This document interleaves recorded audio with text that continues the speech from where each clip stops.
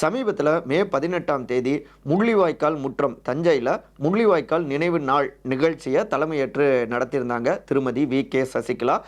அங்கேயே தமிழின குடிகள் எழுச்சி நாள் அப்படிங்கிற ஒரு நிகழ்வையும் நடத்தினாங்க. கிட்டத்தட்ட சவுத்தில் இருக்கக்கூடிய 40க்கும் மேற்பட்ட பல்வேறு சமுதாய அமைப்புகளும் பங்கெடுத்திருந்தாங்க.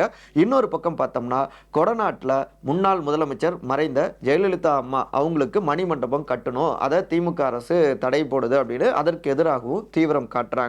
ஏன் இந்த இரண்டு அஜெண்டாவை முன்னெடுத்திருக்காங்கன்னா, அதாவது சவுத் நோக்கி அடுத்த கட்டமாக தீவிர பயணம் மேற்கொள்ளவும் திட்டமிட்டிருக்காங்க ஜூன்ல இருந்து அப்படின்னு தகவல்கள் வருது. என்ன அப்படின்னு பின்னணி விசாரிச்சா திரு எடப்பாடி பழனிசாமி அதிமுக பொதுச் செயலாளர் அவரை பொறுத்த வரைக்கும் மேற்கு மண்டல ஃபார்முலா பக்காவா இருக்கு. அதே நேரத்தில் சவுத்தில் அவருக்கான ஃபார்முலா இல்லை.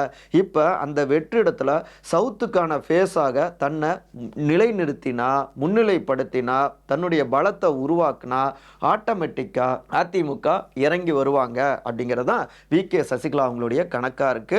இந்த சூத்திரத்தை தான் சீக்ரெட்டா டெல்லியும் கொடுத்திருக்கு. அதைத்தான் இப்ப செவ்வன செய்ய தொடங்கியிருக்காங்க சசிகலா அப்படின்னும் தெரிவிக்கிறாங்க டெல்டா ஆதரவாளர்கள்.